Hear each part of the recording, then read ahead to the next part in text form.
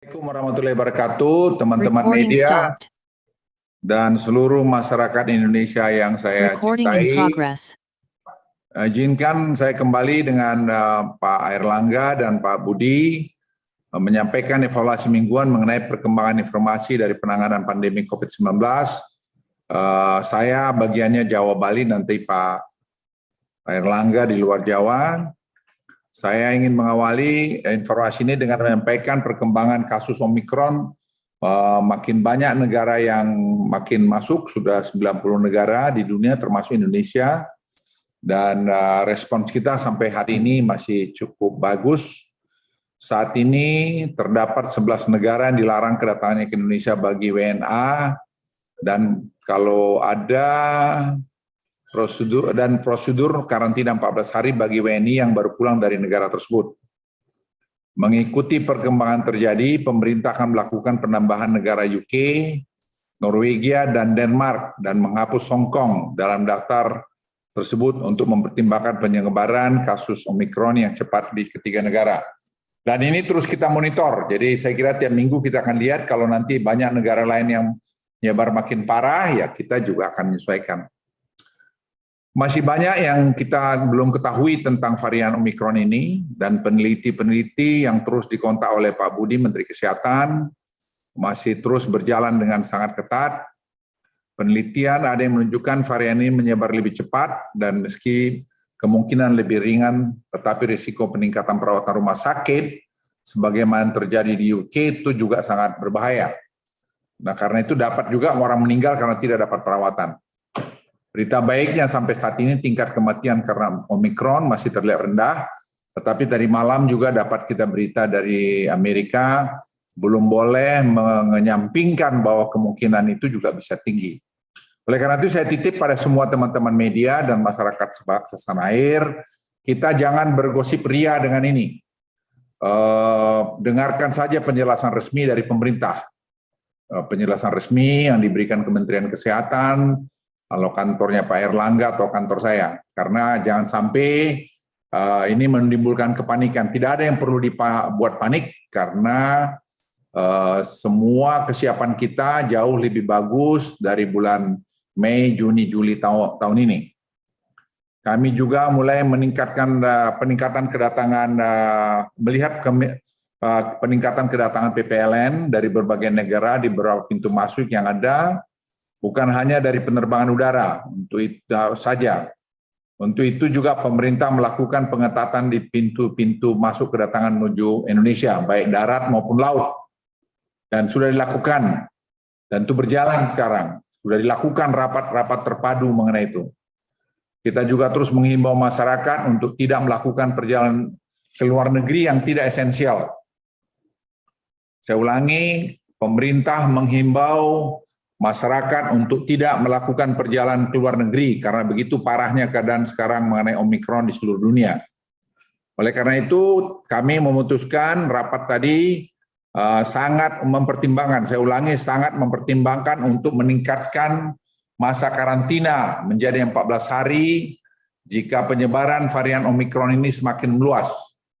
Saya ulangi, pemerintah sangat mempertimbangkan untuk peningkatan masa karantina menjadi 14 hari jika penyebaran varian Omikron ini semakin meluas. Jadi saya mohon kita semua menahan diri. Kita jangan ingin mengulangi masa yang begitu mencekam pada Juli tahun ini.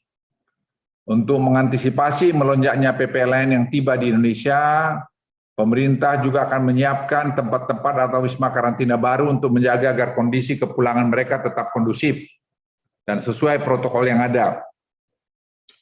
Pemerintah juga sedang menyiapkan, dan ini Jenderal Haryanto, Kepala BNPB, sedang menyiapkan kesiapan Bandara Juanda sebagai pintu masuk baru bagi PPLN yang akan pulang ke tanah air. Nah, saya minta semua kita harus kerjasama, semua rakyat Indonesia. Kita harus menunjukkan bahwa bangsa ini bisa kerja keras, bisa kerja sebagai tim. Jadi jangan ada yang membuat ngarang-ngarang berita yang belum dapat lengkap.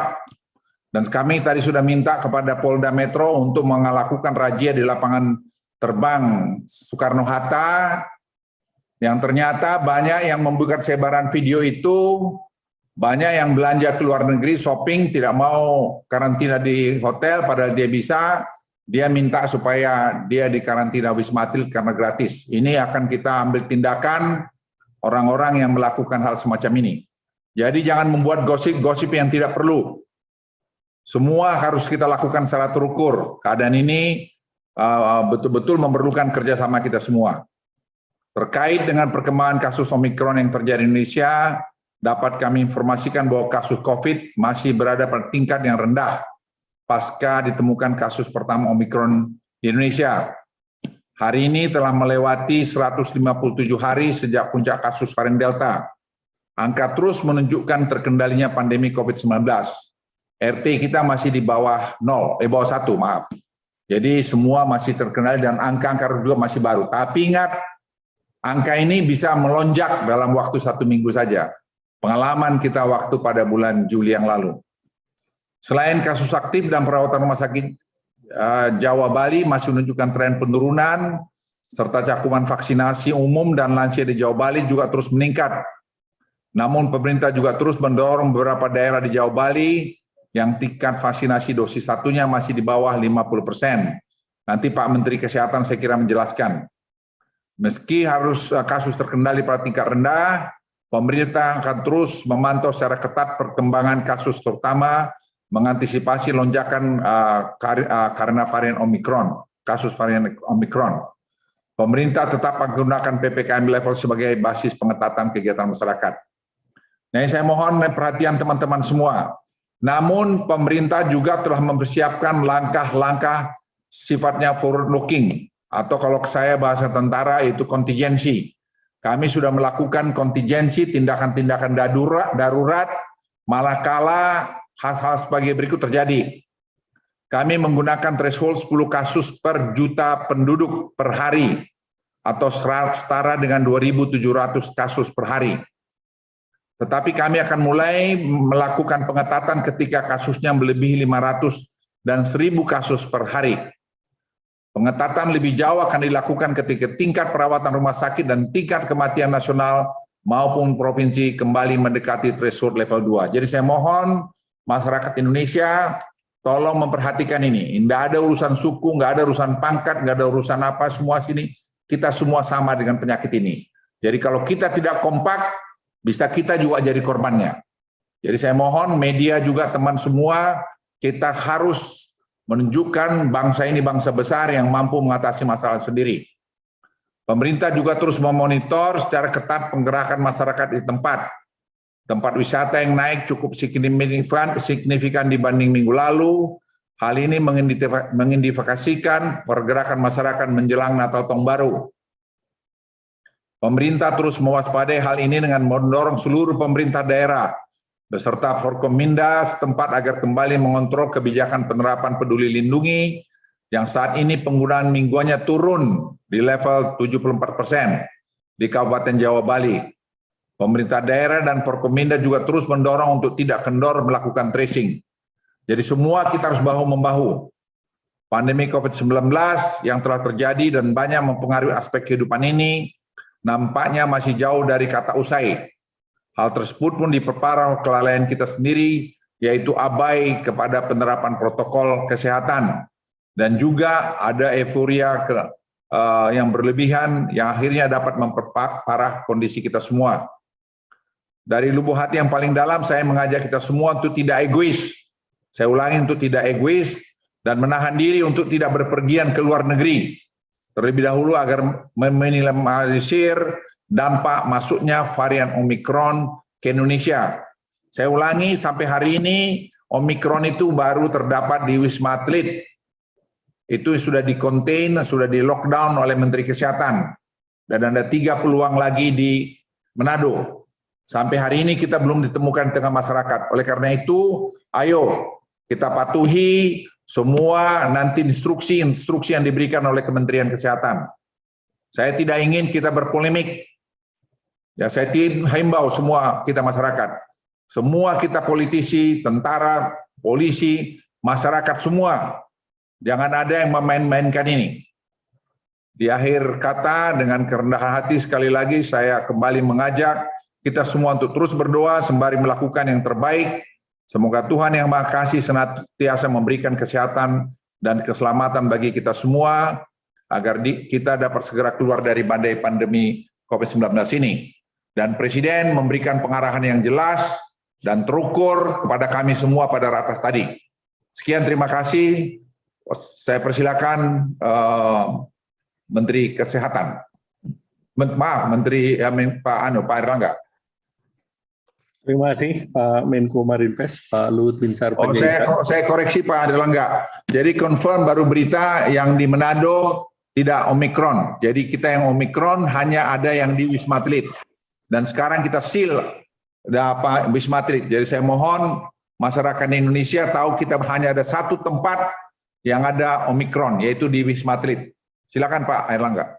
Terima kasih Pak Menko Marinvest, Pak Luhut Binsar Panjaitan, Pak Menkes, Bapak Ibu, teman-teman media cetak elektronik yang saya banggakan.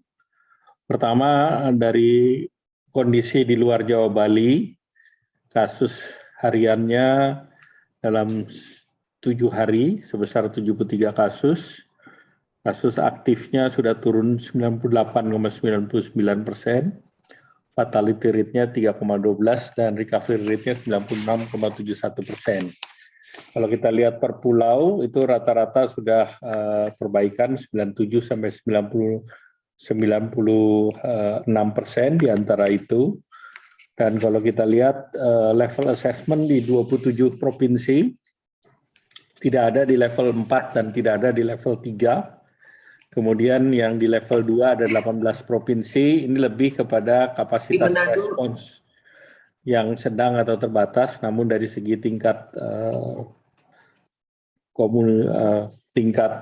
level kesehatannya adalah di level 1 dan 9 provinsi di level 1 dengan kapasitas respons memadai, yaitu NTB, Sumut, Sulbar, Lampung, Kalsel, Maluku Utara, Kepri, Gorontalo, dan Aceh. Dan 10 provinsi tingkat vaksinasi dosis satunya di level memadai atau 70%, yaitu NTB, Sumut, Kepri, Gorontalo, Kaltim, Jambi, Kalteng, Babel, Sulut, dan Kaltara. 14 provinsi level sedang atau antara 50 sampai dengan 70%, dan 3 provinsi level terbatas atau di bawah 50%. Kemudian di tingkat kabupaten kota di luar Jawa Bali per 18 Desember tidak ada di level 4, namun di level 3 ada 2 kabupaten yaitu Sumba Tengah dan Teluk Bintuni. Nah, tadi kami laporkan kepada Bapak Presiden bahwa akan ada perpanjangan tanggal 24 Desember sampai dengan 3 Januari. Ini 11 hari mengikuti mekanisme dari Nataru. Nah, ini berdasarkan level assessment pandemi. PPKM level 1 meningkat dari 159 kabupaten kota menjadi 191 kabupaten kota. Level 2 turun dari 193 menjadi 169 kabupaten kota. Kemudian level 3 turun dari 64 menjadi 26 dan level 4 tetap 0. Recording stopped. Pengaturan Recording in PPKM progress. untuk 24 Desember sampai dengan 2 Januari tetap berpedoman pada Instruksi Mendagri nomor 66 tahun 2021 tentang pencegahan dan penanggulangan COVID-19 saat Nataru, kecuali untuk hal-hal yang belum diatur maka disesuaikan dengan level assessment COVID di daerah masing-masing.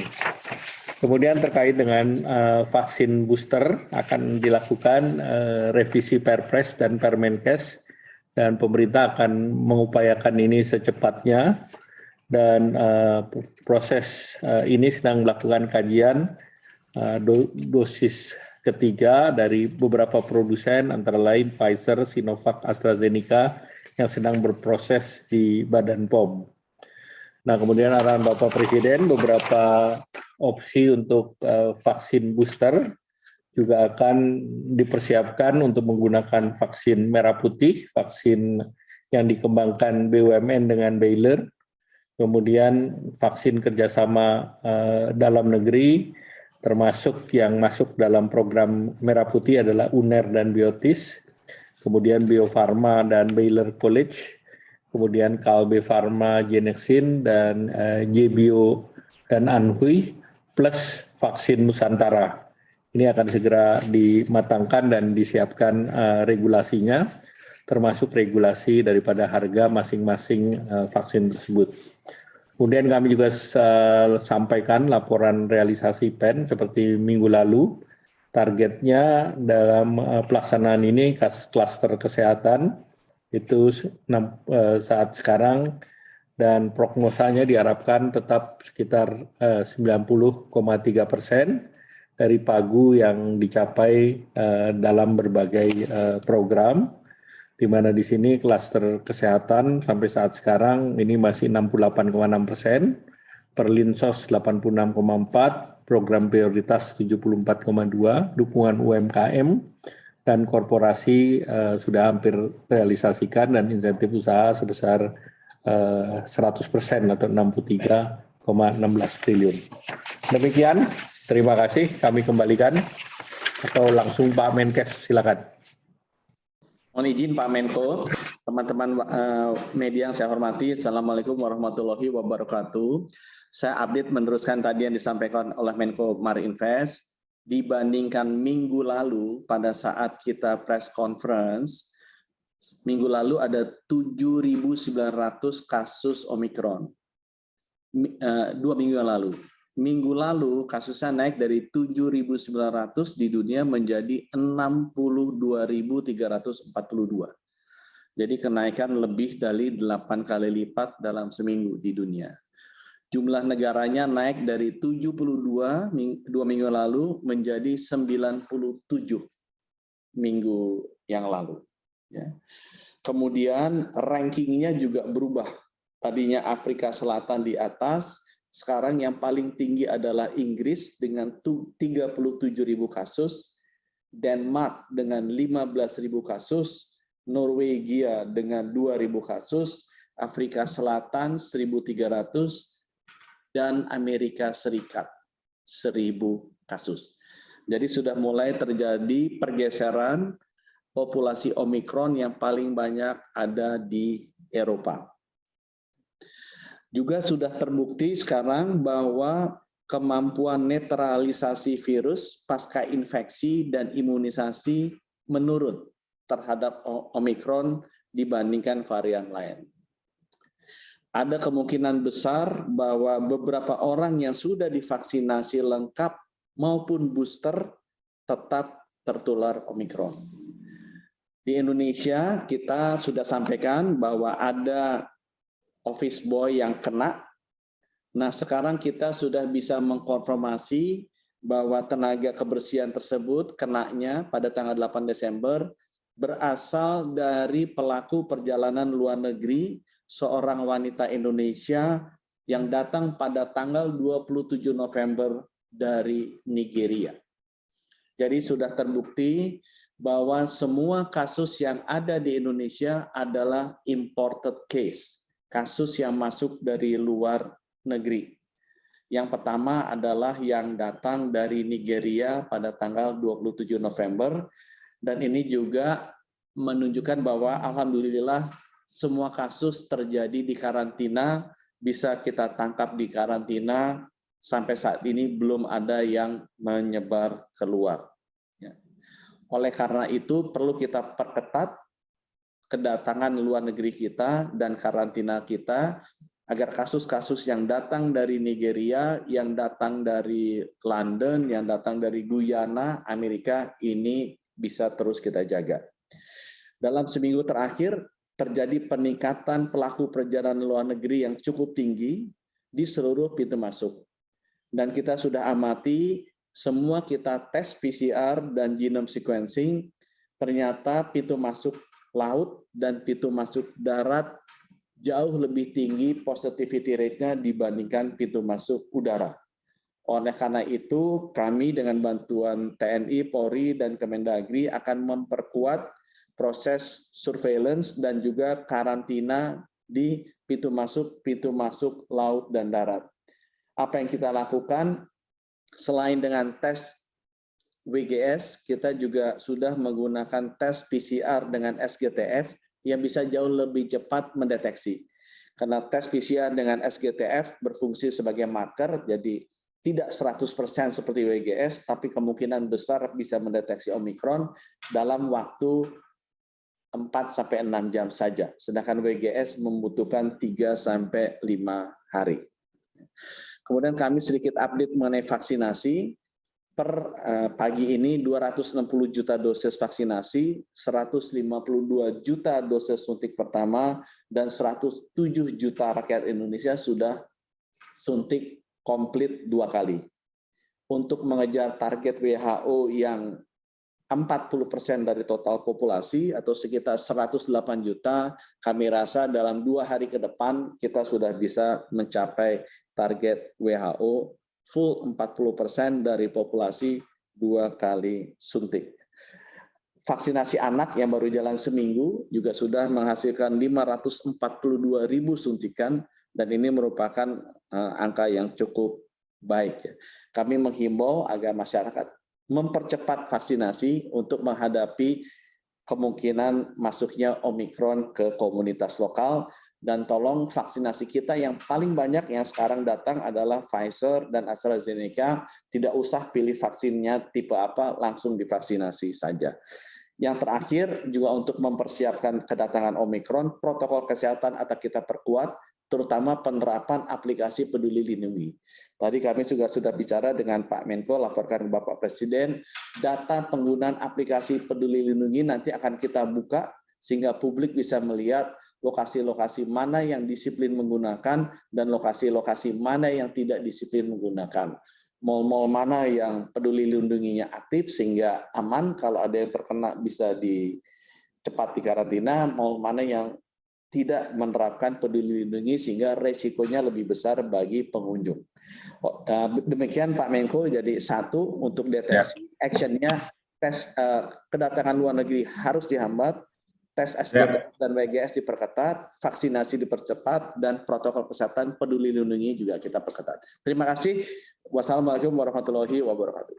Terima kasih. Jadi teman-teman media, saya kira penjelasan kami bertiga demikian. Kalau ada pertanyaan, persilakan. Kalau nggak ada, terima kasih. Baik, wassalamualaikum warahmatullahi wabarakatuh. Izin Bapak, ada yang mau bertanya Bapak dari media? Ada. Iya, baik Bapak. Singkat aja Mas Wenda. Selamat sore Pak Menko, Pak Menteri. Izin Pak, ada beberapa pertanyaan dari teman-teman media Pak. Yang pertama, Pak, ini terkait dengan video viral yang di mana WNI kita antri Pak di Wisma Atlet. Tadi Pak Luhut bilang akan menambah Wisma Pak. Itu Wisma apa saja Pak yang sudah dipersiapkan dan juga apakah ada jumlahnya Pak penambahan Wisma tersebut? Sebenarnya di slide-nya ada, tadi sudah dijelaskan, ada di Pasar Rumput, ada di mana itu. Kalau jumlahnya sih akan cukup banyak, tapi kita juga melihat kalau angka kedatangan ini 4.000 satu hari, itu cukup besar angka itu. Yang kita mau orang yang datang ke situ yang memang sesuai dengan kriterianya. Jangan orang yang tadi belanja-belanja ke luar negeri yang mau cari untung, masuk ke situ. Dia harus masuk di hotel. Jadi kalau itu ditata dengan baik, saya kira tidak ada masalah. Oke, Pak Luhut, ini juga ada pertanyaan dari teman-teman media Pak.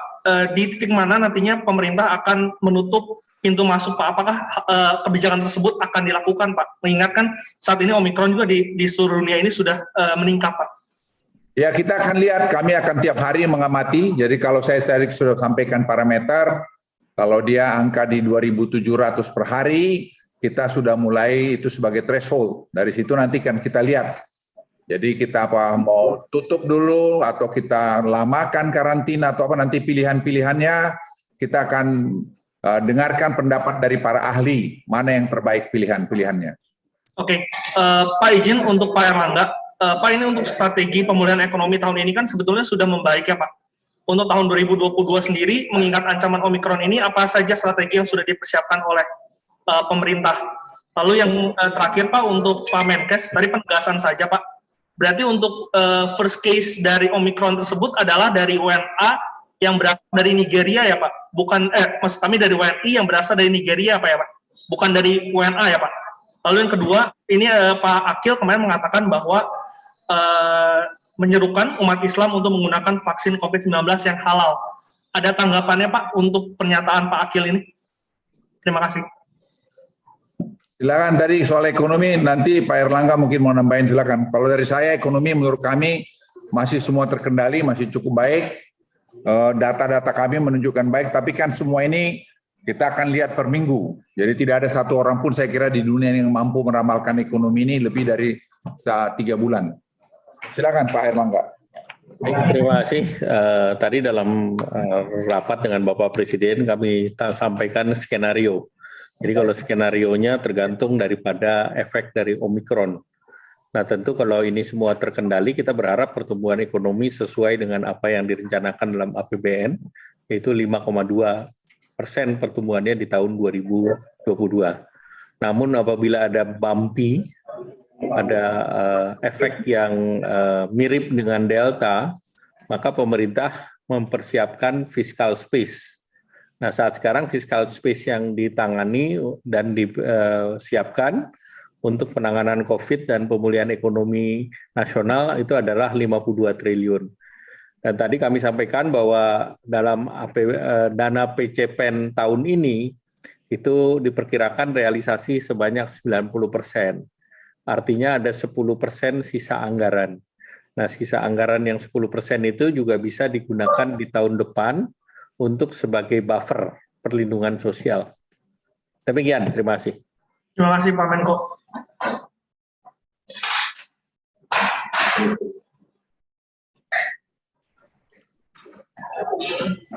Oh, tadi ada pertanyaan ke saya ya. Mungkin pertanyaannya ke saya pertama mengenai yang pertama itu WNI wanita dari Nigeria yang datang tanggal 27 November. Kemudian pertanyaan kedua mengenai vaksin.